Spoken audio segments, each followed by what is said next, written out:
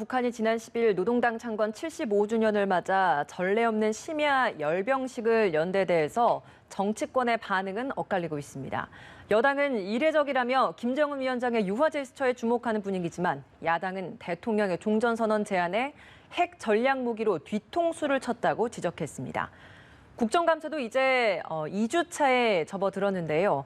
이 관련 내용들 박수현 더불어민주당 홍보소통위원장 그리고 윤기찬 국민의힘 법률위원회 부위원장과 함께 짚어보겠습니다. 어서 오십시오. 안녕하십니까. 네, 북한의 열병식 공개 후에 정치권의 반응 엇갈리고 있습니다. 앞서 저희가 국회 취재기자를 연결해서 간략하게 입장들을 좀 들어봤습니다만 민주당은 유화 제스처, 그러니까 김정은 위원장의 연설 내용에 좀 주목을 하고 있는 것 같은데 국민의힘은 그 뒤에 있었던 신형 무기 공개 부분에 있어서 우리 정부의 종전선언 제안을 이런 식으로 거절한 것이다라고 비판을 하고 있는 것 같습니다. 어떤 입장이십니까? 예, 야당의 입장은 그렇게 평가를 하고 싶을 것이고 그 야당의 입장 맞습니다. 그러나 좀 더 남북 문제는 여야를 떠나서 좀 국가적 차원에서 크게 봐야 된다고 생각하고요. 북한은 한 가지 메시지만 내는 것이 아닙니다. 종합적으로 굉장히 계획된 메시지를 계획된 시간에 내는 것이거든요. 종합적으로 볼 필요가 있죠. 우선 저는 이것이 철저히 계산된 메시지인데 우선 첫째는 대내 결속용 메시지가 강하게 발신되었다고 보는 것입니다. 우선 2016년부터 20년까지 제1차 경제개발 5개년 계획의 마지막 해에 인민들에게 주어질 그 빈손으로 가는 이 미안함에 대해서 김정은 위원장이 이례적으로 눈물을 보이면서 고맙다, 미안하다, 감사하다 이런 말을 한 20차례 가까이 쓰면서 한 것 아니겠습니까? 이 북한 인민들을 결속하는 이런 메시지가 있고요. 두 번째는 미국을 향해서 실제로 김정은 위원장의 구두 메시지가 강하게 나가지 않음으로써 그리고 지금 말씀하신 신형 무기라고는 하지만 저것이 어떤 증명된 게 아니거든요. 그것을 보여주는 최소한의 조절된 수위로 대미 유화 메시지를 냈다 이렇게 보고 있고요.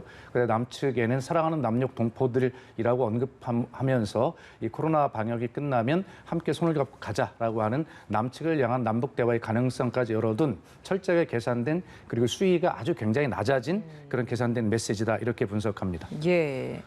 윤 부위원장이 어떤 의견이십니까? 저는 이번 열병식 보면서 대북 제재가 효과가 있다는 것이 입증됐다라고 봅니다. 그러니까 김정은 위원장이 이례적으로 눈물까지 보이면서 본인 내부 국민들, 인민들한테 호소를 한 거거든요.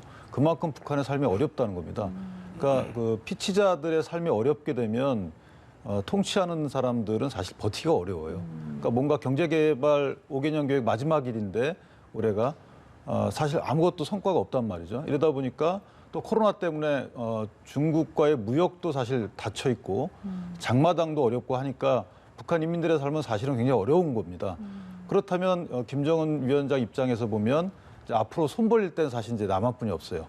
이 대북 제재의 틈을 파고드는 이런 행위들을 위한 제스처인데, 근데 사실은 이 거래를 저희가 원했던 거거든요. 핵무기를 없애는 대신에 경제적 어떤 제재를 풀고 도움을 주겠다는 것인데 지금 핵무기 기타 여러 가지 핵 투발 수단을 선보인 걸로 봐서는 사실은 거래 의사는 별로 없고 강치 의사만 보인 것이 아닌가. 그래서 저는 정부 당국에서 좀 더 많은 정보를 토대로 해서 판단하겠지만 개인적으로 보면 조금 북한이 변하지 않고 오히려 강화됐다.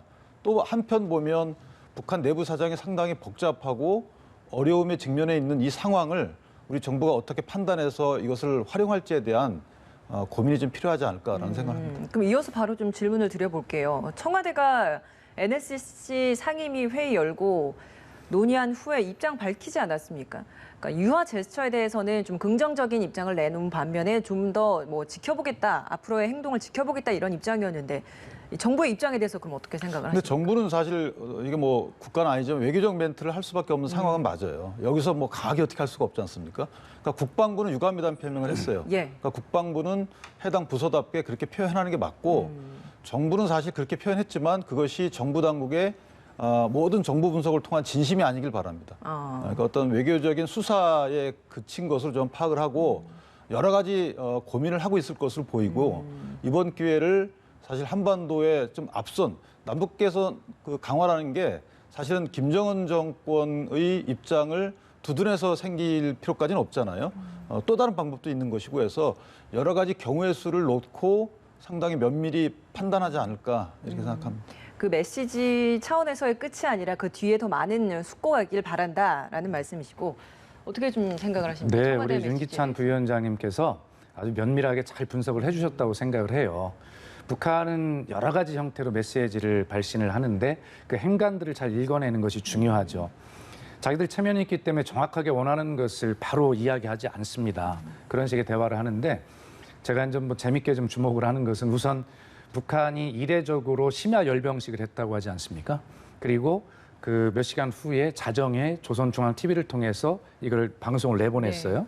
근데 그걸 미국 시간으로 환산해 보면 미국 시간 아침 6시에 열병식이 실제 이루어졌고 오전 11시에 그 조선중앙 TV를 통해서 그 메시지가 나간 거예요. 그건 뭐냐면 오로지 미국을 보여주기 위해서 한 것입니다. 시간을 철저히 계산한 것이라고 그렇게 읽어야 되고요. 그 다음에 지난번 기억하실 거예요. 그 개성 연락사무소를 폭파한 뒤에 김여정의 담화가 나오지 않습니까? 거기에 보면 좀 뜬금없는 이야기가 나와요. 미국의 독립기념일의 DVD를 내가 간절히 구하고 싶을 것에 대한 위원장 동지의 허락을 받았다. 이렇게 되거든요. 예. 근데 미국 독립기념일이 7월 4일입니다. 그리고 열병식이 7월 10일이에요.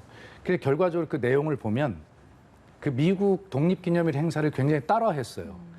우리 보면 여기에 야간에 했다든가 그다음에 이제 에어쇼를 했다든가 불꽃놀이를 했다든가 이것을 미국 독립기념일 행사에 딱 맞춰서 한 것이거든요.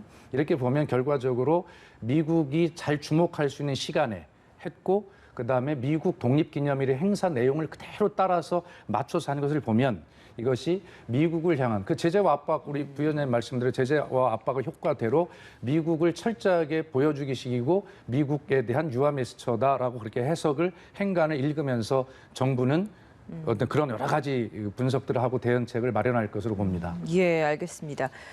이제는 국감 이야기를 좀 해보겠습니다. 국감 2주차에 접어들었는데 아직까지 뭐 이렇다 할 한 방이 나오는 것 같지는 않습니다. 지금까지의 국감 어떻게 좀 평가를 하시는지 두 분 의견 좀 여쭤보겠습니다. 먼저 어떻게 좀 생각을 먼저 하시는지. 제가 할까요? 예. 네. 예, 국정감사는 야당의 시간이고 또 민생의 시간이어야 하고 그런 측면에서 국민의 시간입니다. 그런데 지금 야당이 지금 제기하고 있는 몇 가지 뭐 야당 입장에서는 굵직굵직한 이슈들 이것에 매몰이 돼서 사실 이 국정감사를 야당의 시간으로 잘 활용하지 못하는 측면이 있다 이런 생각이 들고요. 그다음에 기왕에 한 달여 동안 계속 제기해왔던 그런 이슈들에 대해서도 이번 국감에서도 뚜렷한 한 방이 없었어요.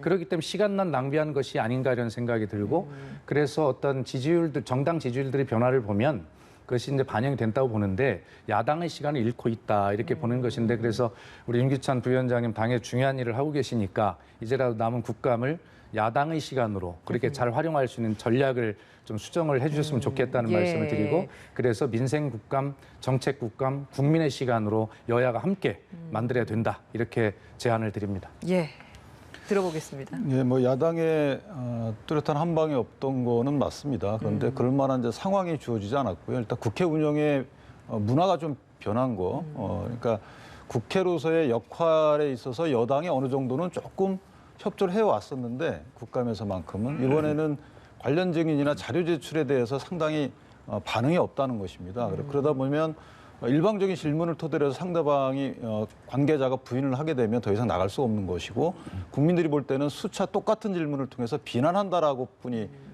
볼 수가 없어요. 그래서 차제에 이제 국방위 등은 지나갔지만 사실은 법사위 등의 국감 현장에서도 자료 제출 요구에 충분히 응하고 그다음에 증인도 최소한 증인은 좀 채택에 응해 주시는 증언 거부하면 되거든요. 만약에 그게 정말 본인이 증언을 하지 못할 사유가 해당이 되면 증언을 거부하고 근데 국회는 해당 절차를 진행하지 않아요. 자료 제출 요구에 응하지 않으면 사실은 또 국회가 의결해가지고 다시 요구하고 관계장관이 안 하게 되면 총리까지 나와서 성명을 발표하는 이게 국회법에 다 있는 제도인데 그리고 나와서 뭐 자료에 대해서 당신들 이거 외부에 유출하지 말라 이러면 되는 것이거든요. 그런데 국회가 할 수 있는 법적 제도를 전혀 진행하지 않고 국회 스스로 국정의 견제 기능을 조금 포기하는 것 같아서 야당의 역할, 여당의 역할이 아니고 그 이후에 국회 역할에 대해서 조금 더 고민해 줬으면 좋겠다. 이런 생각이 듭니다. 예, 그러니까 상황이 변한 것 그 부분에 있어서는 뭐 의석수의 변화 이 부분에 대한 의미를라고 보면 되는 겁니까? 의석수의 변화도 변하고요. 예. 지금껏 이런 정도의 의석수에 유사한 의석수 구조가 있었어요. 그런데 이 국회 운영의 문화가 지금 야당의 어떤 그 국감의 증인 요구나 자료 제출 요구를 정치적 공세라는 한 단어로 일축하는 여당의 이런 그러니까 한두 가지 그럴 수 있습니다. 예. 사안에 따라서는.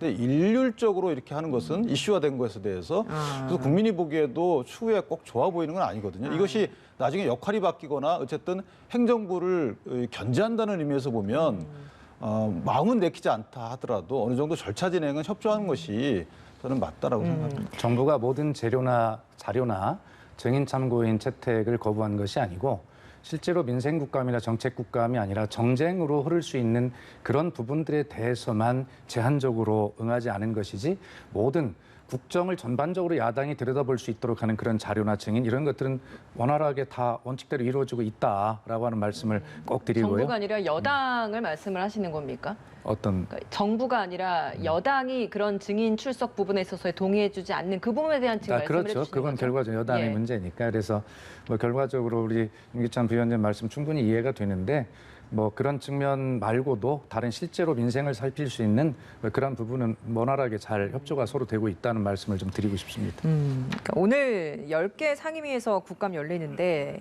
법사위, 그러니까 두 분 지금 말씀해 주시고 있는 것 중에서 증인 출석 문제가 가장 애를 먹고 있는 곳 중에 하나인 법사위에서도 국감이 열립니다. 오늘 법무부 국감이 예정되어 있는 만큼 추미애 법무장관도 출석하게 될 텐데 그럼 야당은 오늘도 이 법사위 국감에서 추미애 장관 아들과 관련된 의혹을 좀 집중 질의할 예정이신 건가요? 뭐 질의에 포함이 될 것 같아요. 그러니까 법무부 국감이거든요. 그러니까 뭐 그 구체적인 수사부서에 대한 국감은 또 이어지겠지만 어쨌든 법무부 관련된 것들은 이제 몇 가지 이슈가 있습니다. 그중에 뭐 라임 사태 이런 것들에 대한 수사 의지나 이런 것들 확인해야 될 것 같고요. 수사 지휘 할지 여부. 예. 그다음에 최근에 밝혀진 거에 따르면 추미애 장관의 아들과 관련돼서 사실은 여러 가지 공문이 내려가서 이 휴가를 청원 휴가를 마음대로 쓰지 못하게 해라. 연가로 대체하고 실제 진료받는 일수만 하게 하라라는 공문이 내려갔음에도 불구하고 그 이후에 어쨌든 청원 휴가를 준 거잖아요. 근데 한 15일가량이 사실 이것이 실제 진료 받았는지 여부가 불투명한 날짜입니다. 그래서 이 날짜에 대해서 이것이 무혐의 처분 났다고 끝나는 것이 아니고 뭐 추후에 특검이 될 수도 있고 여러 가지 또 이 진실을 밝힐 수 있는 수단이 반복될 수 있는 여지가 있어요. 그렇다면 차제의 국회에서 무한히 반복되는 것을 막는 차원에서라도 실질적인 진실에 대한 밝히는 이런 순간을 가져야 되지 않겠느냐. 그런 차원에서 보면 여당이 그 야당의 증인 그 요구를 좀 들어주는 것도 하나의 방법이다라는 생각을 합니다. 그러니까 일반 증인이 나오지 않다 보니까 추미애 장관에게 관련 질문 많이 쏠리지 않겠습니까? 그러니까 추미애 장관은 이미 이 사건과 관련해서는 결론이 난 상황이다 보니까 과연 무슨 답을 더해놓을까 이것도 궁금해요. 국민에 대한 결론은 안 났죠. 왜 그러냐면 추미애 장관을 증인으로 꼭 요구하는 이유가 뭐냐면 여태까지 사실은 사실대로 말씀하지 않았다라는 오해가 많잖아요. 보좌관과의 문자 메시지, 여러 가지 지시 이런 것들에 대한 물론 그 단어의 평가 문제가 있겠지만 어쨌든 국민이 예. 볼 때는 그런 의혹이 있단 말입니다. 그렇다면 선서하고 하게 되면 국민이 믿어줄 거 아니겠어요. 일단 그런 절차는 필요하지 않을까. 그리고 본인이 나오셔가지고 이게 친족과의 관계 때문에 관련법상 증언할 수 없다라면 증언 거부하시면 되는 겁니다. 그런데 국회에서 이런 증인 채택 여부마저 안 한다 그러면 국회의 권한을 스스로 놓는 게 아닌가라는 생각에 좀 안타까움이 있어요. 알겠습니다. 어떻게 예. 생각하십니까? 추미애 장관이 이제 증인이 되는 것 아니겠습니까? 증인 선서도 하고요. 네. 위증의 처벌을 받을 수 있는 예. 자리입니다. 그렇기 때문에 야당에서는 이 부분에 집중할 것으로 보여지고 역설적으로 보면 추미애 장관이 답변할 수사가 끝난 것이기 때문에 제한적이긴 하나 그러나 그렇다 하더라도 그런 자리에서 답변하는 추미애 장관의 답변은 국민에게 굉장히 신뢰를 줄 수 있는 그런 자리이기 때문에 네. 오히려 뭐 이런 자리를 통해서 의혹을 깔끔하게 더 해소하는 것도 좋겠다는 생각입니다. 알겠습니다. 법사위 이외에도 오늘 정무위에서 금융위원회 감사가 진행될 텐데 여기에서는 라임 옵티머스 사태 관련된 부분이 주요 쟁점이 될 것 같습니다. 내부 문건이 공개되면서 여기에 여권 인사들의 이름이 이제 포함이 됐어요. 이렇다 보니까 권력형 정관계 로비 의혹으로까지 지금 번지고 있는 상황인데 이 의혹에 대해서 좀 어떻게 생각을 하고 계신지 의견 좀 여쭤보겠습니다. 예, 우선 청와대 강기정 수석이 5천만 원을 받았다라고 하는 충격적인 그 폭로, 그리고 그것을 우리나라 유력 일간지가 일면 탑 기사로 그렇게 제목으로 뽑은 그런 상황들을 보면서 야, 정말 해도 너무하다 이런 생각이 들고요. 이미 법정에서 김동연 씨가 그 자기 입장에서 증언을 한 것이고, 그러나 반대되는 이광세 대표는 그런 사실이 없다고 이미 진술을 했어요.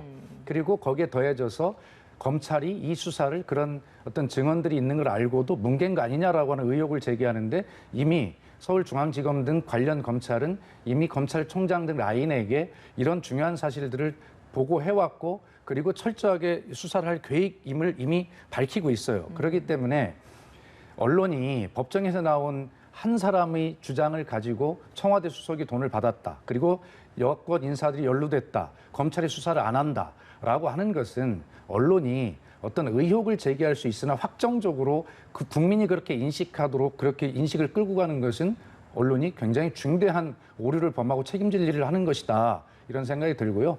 이낙연 대표도 밝혔습니다만 이것은 철저하게 그렇다 하더라도 의혹이 있다면 이게 철저하게 법대로 수사하면 될 일이라는 입장을 유지합니다. 의견 여쭤보겠습니다. 저는 라임하고 옵티머스 관련 수사는 사실은 민생과 직결되는 문제입니다. 일반 국민들의 돈을 투자받아가지고 이걸 부실채권에 투자했다는 거거든요. 그 사이에 뭐 여러 가지 영업을 위하거나 아니면 뭐 비리를 막기 위해서 로비를 했다, 이런 취지의 이제 그 주장인데, 모 수석이 얼마 받았다 이런 것들이 거짓말일 수도 있고 진실일 수도 있어요. 그런데 그 절차가 중요합니다. 예를 들면 해당 그 사실 여부를 밝히기 위한 일반적인 절차로 국민들이 인정해 줄 것인지, 아니면 뭔가 부족했다라고 볼 것인지, 저는 사실 조금 부족하지 않았나 생각이 드는 겁니다. 예. 지금 말씀하셨지만 결국은 이제 검찰이 철저히 수사해라라고 했지만 보고도 했고 그것이 뒤늦었다는 겁니다. 그 전에 실시간으로 보고된 게 아니고 최근에 보고됐다는 거거든요. 그렇다면 그 전에 왜 보고 안 됐는지. 그러니까 수사를 해가지고 아무 문제가 없고 입증하기 어렵다, 이래서 아마 수사를 그만뒀을 수도 있는데, 그럼 과연 그랬는지가 중요한 겁니다. 그래서 여러 가지 이 여권 내지 정부의 인사가 관련됐다는 의혹이 있기 때문에 이 점은 검찰이 만약 자신이 없으면 또 다른 수사기관을 통해서 해보는 것도 나쁜 방법은 아니다. 그것이 정부나 관련자들 입장에서도 오히려 떳떳한 것이 밝혀지는 길이 아닐까, 이런 생각이 듭니다. 그러니까 여권에서는 검찰 수사를 좀 더 기다려 봐야 한다, 법대로 처리하면 된다, 이런 입장을 내놓고 있지 않습니까? 이런 여권의 입장에 대해서는 어떤 의견이신지요? 근데 이제 그 여러 가지 분위기가 보면 사실 그 증권합동범죄 수사단도 해체가 됐잖아요. 저 라임 같은 경우에는 남부지검에서 했던 사건이거든요. 근데 그것이 공교롭게도 또 그쯤에 이것이 계속되고 있는 중에 해체가 됐습니다. 그리고 수사 실무자도 상당히 바뀌고, 이런 것들을 볼 때 약간 좀 오비락이 아니냐, 이런 생각도 드는 건 사실이에요. 그렇다면 어떻게 철저히 수사할 것인지, 현재 수사를 맡고 있는 분들에게 이걸 계속 맡길 것인지, 네. 아니면 일각에서 거론되는 것 같이 뭐가 특별수사본부를 발족시킬 것인지, 그도 안 되면 특검을 거론할 것인지, 이렇게 정치권에서는 좀 더 전향적인 논의를 해야 된다고 봅니다.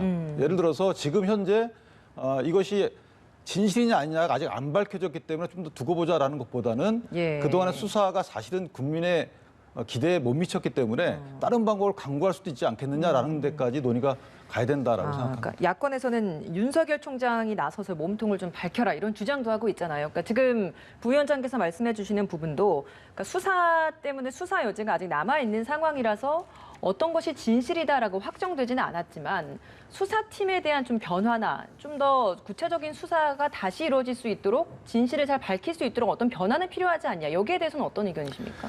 그동안의 검찰이 수사 과정에 대한 전제가 잘못되어 있습니다.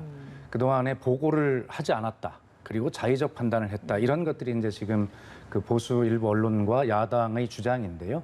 검찰이 입장을 정확히 밝혔습니다. 그렇지 아니하고 그동안에 쭉 수사를 하면서 어떤 실명이 나온 것까지 전부 다 보고를 했다는 것 아니겠습니까? 그러면서 그런 기초조사를 했고, 그리고 아까 오비라고 일하기로 말씀하셨지만 타이밍이 그렇게 또 맞는 거예요. 그래서 이제 그 나온 여러 가지들을 정확하게 기초 수사 자료를 중심으로 근거로 조사를 확실하게 하겠다라는 보고를 했다는 것이에요.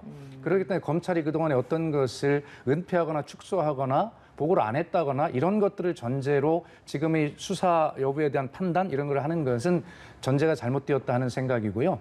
또 오늘 언론도 보니까 5천만 원을 줬다는 것에 대해서 이렇게 기사를 쓴 걸 봤어요.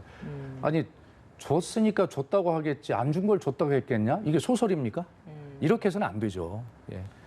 그래서 어쨌든 법대로 하여튼 해야 된다라고 하는 것이 여당의 입장이고 그 이상의 입장을 내는 것도 가이드라인 준다고 뭐라고 하지 않겠습니까? 그러니까 기존에 진행되고 있는 수사팀의 수사도 한 점 의혹 없이 공정하게 진행이 되고 있었다 때문에 그렇습니다. 수사팀 교체 부분도 필요하지 않다라는 입장이시라는 그렇습니다. 예. 제가 알겠습니다. 하나만 보태면 예, 짧게 저는 부탁드립니다. 이제 공수처 이 출범일도 조정이 돼야 된다고 봅니다. 이 공수처가 사실은 올바로 수사를 하겠지만 일단 야권에서 제기하는 문제점에 따른 정치적 중립성 확보가 어렵기 때문에 공수처가 지금 출범하게 되면 검찰이 수사를 이어받게 될 가능성이 큽니다. 그렇다면 이것을 국민적 시각에서 볼 때 이해하겠느냐. 그래서 아예 특검으로 가게 되면 공수처 출범해도 되지만 그렇지 않을 거라면 공수처 출범일을 이 사건이 마무리된 뒤에 하는 것도 한 방법이다. 윤기찬 부위원장님 바로 좀 사실을 알려드리면 설사 공수처가 출범해서 이 사건을 공수처가 하더라도 만약에 공수처가 이 사건을 기소하지 않으려면 그것을 다시 어디로 검찰로 다시 보내게 돼 있어요. 그렇기 때문에 공수처가 최종적으로 이것에 대한 기소권을 행사하고 그런 것이 아니다라고 하는 사실을 좀 함께 파악하고 말씀을 함께 나누었으면 좋겠다는 말씀드립니다. 알겠습니다. 이 사태에 관련된 의혹이나 내용은 계속해서 나올 것 같습니다. 오늘 두 분 말씀 여기서 마무리 짓겠습니다. 박수현 더불어민주당 홍보소통위원장, 윤기찬 국민의힘 법률위원회 부위원장 두 분과 함께했습니다. 고맙습니다.